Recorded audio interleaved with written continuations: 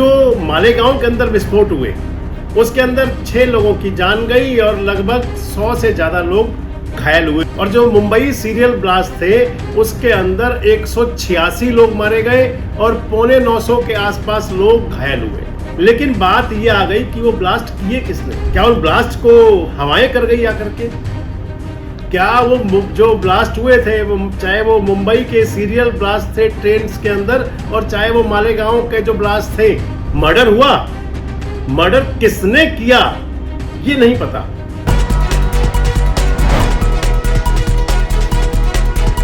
दोस्तों नमस्कार, मैं संजय मग्गो और मौजूद है देश रोजाना के डिजिटल मीडिया मंच पर। जुलाई 2025 का जो आज अंतिम दिन है, 31 जुलाई है। इस जुलाई के अंतिम 2 सप्ताह यानी कि सेकेंड लास्ट वीक और लास्ट वीक, इन 2 सप्ताहों में अदालतों के बड़े फैसले आए। जो दोनों फैसले आए, एक मुंबई हाई कोर्ट का था जो 21 जुलाई को आया और एक आज NIA कोर्ट का था जो आज यानी 31 जुलाई को आया। दोनों जो फैसले थे ये आतंकी घटनाओं से जुड़े हुए थे। दोनों फैसले जुड़े हुए थे बम ब्लास्ट से। जो पहला फैसला आया 21 जुलाई को, उसके अंदर 12 आरोपी थे। मुंबई के अंदर 2006 में जो सीरियल ट्रेन ब्लास्ट हुए थे, उन ट्रेन ब्लास्ट के 12 आरोपी थे, जिन 12 के 12 को मुंबई हाई कोर्ट ने बरी कर दिया। मुंबई हाई कोर्ट ने माना कि सरकारी वकील यानी कि प्रोसिक्यूटर जो है वो इसके अंदर पूरे केस के अंदर अपने ठीक से गवाह पेश नहीं कर पाया।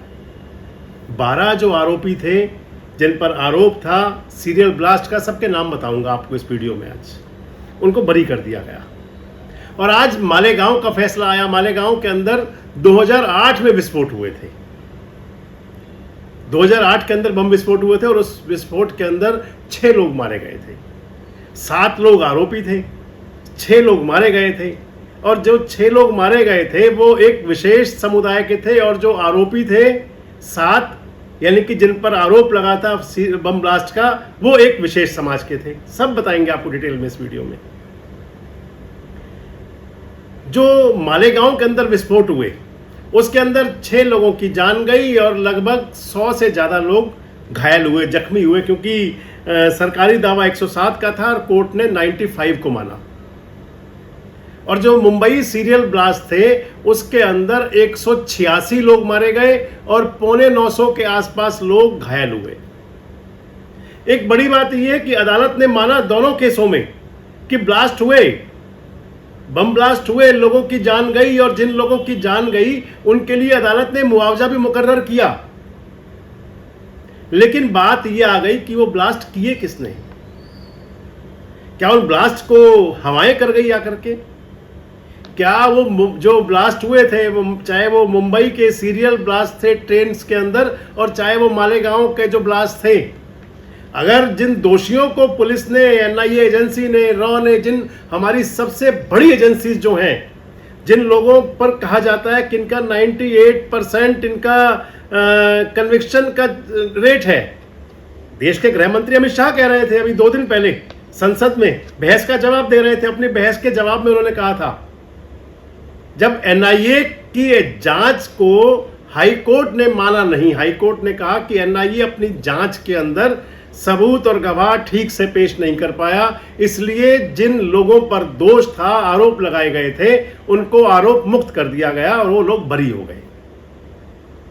पहले आपसे बात करता हूं मुंबई सीरियल ब्लास्ट की। 2006 के अंदर एक के बाद एक 7 स्थानों पर फर्स्ट क्लास ट्रेनों के कोच में वो विस्फोट हुए थे। 189 लोग उनके अंदर मारे गए थे और 950 के आसपास लोग उसमें घायल हुए थे गंभीर रूप से। एक तरह से कहें तो पूरा देश हिल गया था, सिहर गया था उस समय पूरा देश। 12 लोगों पर FIR हुई थी, 12 लोग गिरफ्तार हुए थे जिन पर आरोप था उन ब्लास्ट का, सीरियल ब्लास्ट का। और जो लोग गिरफ्तार हुए, जिन पर FIR दर्ज हुई, उनके नाम आपको पहले बताता हूं। मुंबई सीरियल ब्लास्ट के अंदर जिन लोगों पर FIR हुई उनके नाम थे मोहम्मद फैजल, एहतेशाम सिद्दीकी, नावेद हुसैन, आसिफ खान, तनवीर अंसारी, माजिद शफीक, शेख मोहम्मद अली, माजिद मरघूब, मुजम्मिल अताउर शेख, रहमान शेख, मुजम्मिल अताउर रहमान शेख, सुहेल महमूद शेख और समीर अहमद, ये 11 लोग थे। और 12वां एक था इसके अंदर, एक आरोपी जो था उसका नाम था कमनाल अंसारी। कमनाल अंसारी की कोरोना के दौरान में मौत हो गई थी और बाकी 11 लोगों को मुंबई हाई कोर्ट ने बरी कर दिया और माना कि ये भी कहा कि इन लोगों पर ऐसे कोई किसी भी प्रकार की कोई बात नहीं आई, चाहे वो विटनेस थे, विटनेस पेश किए गए, चाहे वो टाइमिंग थी जांच एजेंसियों की, किसी के अंदर भी ये साबित नहीं कर पाए कि मुंबई ट्रेन ब्लास्ट के अंदर ये लोग थे। आपने नाम सुने 12 भी जो आरोपी थे, 12 के 12 लोग मुस्लिम समाज के थे, मुस्लिम समुदाय के थे।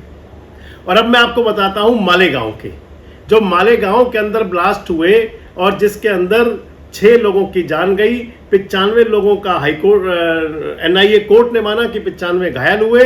मरने वालों को 2 लाख रुपए और घायलों को 50,000 रुपए का मुआवजा हर्जाना ये अदालत ने तय किया। अदालत ने मान लिया कि विस्फोट हुए, विस्फोट में लोगों की जान गई, लेकिन विस्फोट किसने किए कोई पता नहीं। मर्डर हुआ, मर्डर किसने किया ये नहीं पता। यही कह सकते हैं अगर कोई 302 की तहरीर दी हो पुलिस ने और उसके अंदर अदालत बाइज्जत बरी कर दे दोषियों को, तो फिर यही कहा जाएगा। अब फिर पुलिस फिर जांच करे, पुलिस फिर से जांच करके लाए कि आखिर कौन थे और पहले क्या सही नहीं लाए थे, या फिर उनके पास जो पुलिस ने जो पेश किया, जो पुलिस ने चार्जशीट पेश की, उसके अंदर साक्ष्य पुलिस ने पूरे नहीं दिए। अब आपको बताता हूं मालेगांव के जो 7 आरोपी थे, मालेगांव के जो ब्लास्ट थे उसमें जो 7 आरोपी थे, उनके अंदर थे भारतीय जनता पार्टी की पूर्व सांसद प्रज्ञा ठाकुर, कर्नल प्रसाद पुरोहित, रमेश उपाध्याय, अजय राहिलकर, सुधाकर चतुर्वेदी, समीर कुलकर्णी और सुधाकर द्विवेदी। ये 7 आरोपी थे जिन पर आरोप लगा मुंबई के मालेगांव में ब्लास्ट का। 7 लोग गिरफ्तार हुए, लंबे समय तक जेलों में रहे, बाद में जमानतें भी मिली कुछ लोगों को, सांसद भी बनी प्रज्ञा ठाकुर।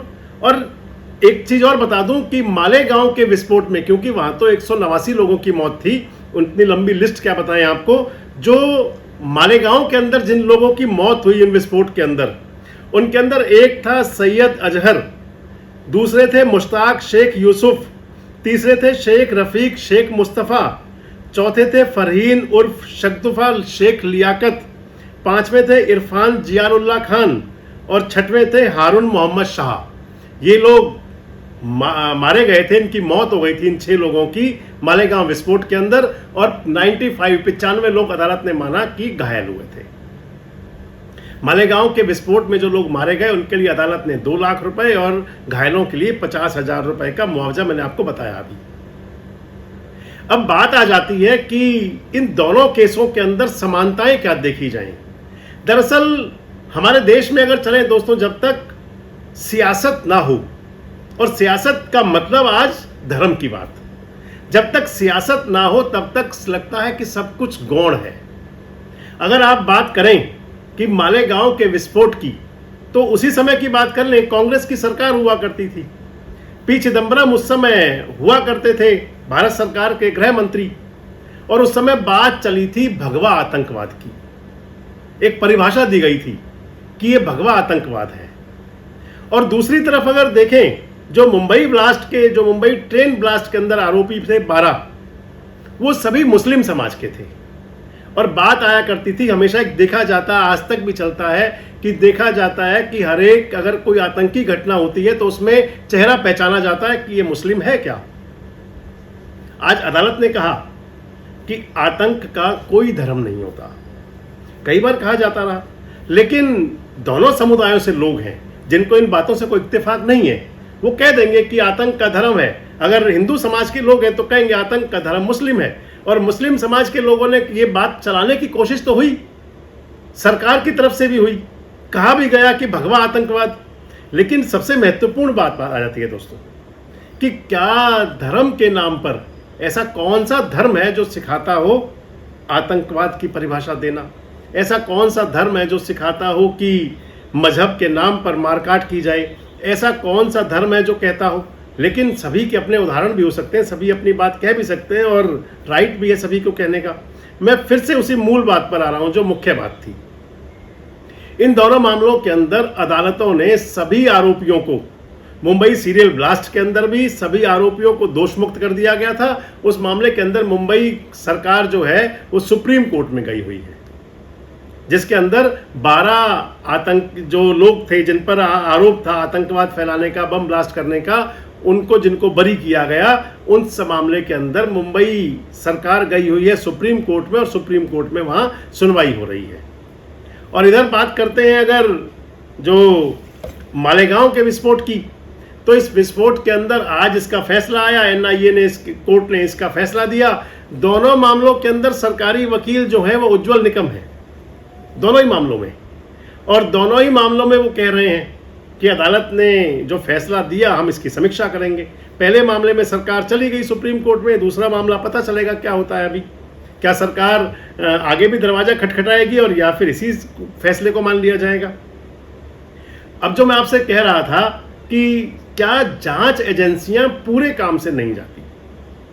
अगर आप मुंबई ब्लास्ट की बात करें तो वहां भी, और अगर आप मालेगांव की बात करें तो यहां भी, दोनों मामलों में न्यायाधीशों ने जो कहा, अदालतों ने जो अपने फैसले में कहा, मान लिया कि विस्फोट हुए, मान लिया कि लोगों की जान गई।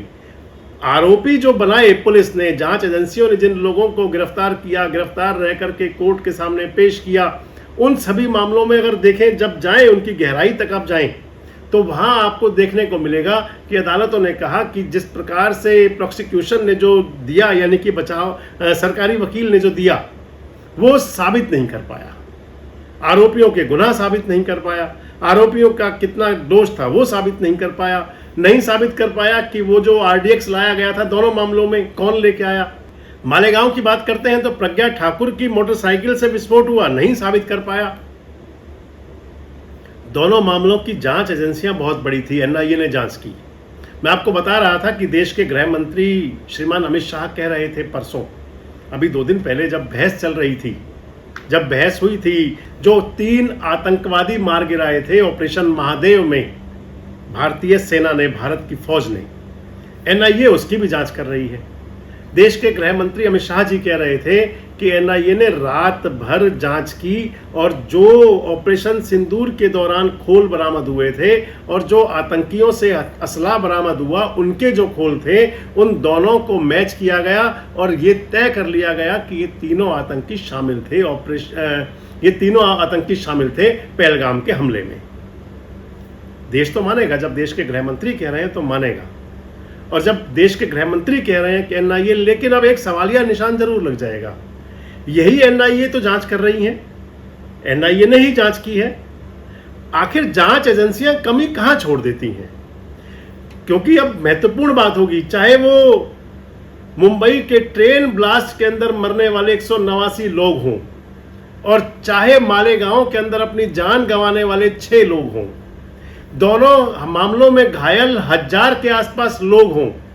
जो लोग घायल हुए थे उनके जख्म अब तक कराते होंगे और जब फैसले सुनेंगे तो जरूर कह रहे होंगे कि सरकार ये क्या फैसला।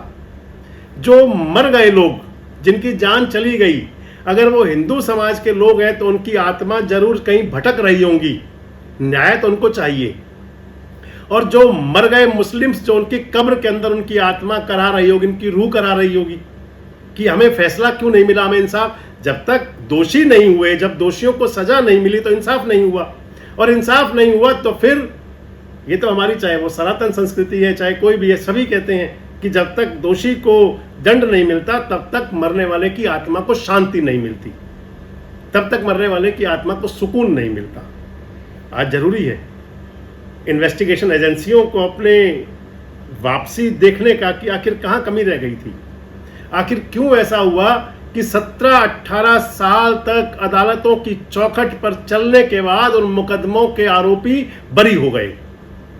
चाहे वो मालेगांव के मामले की बात हो और चाहे मुंबई ब्लास्ट की बात हो, पीठ अपनी थपथपा सकते हैं, हम खुश हो सकते हैं, खुशी जता सकते हैं, लेकिन जब तक न्याय ना हो तब तक सवालिया निशान लगा रहेगा प्रणाली पर, न्याय व्यवस्था पर, जांच एजेंसियों पर।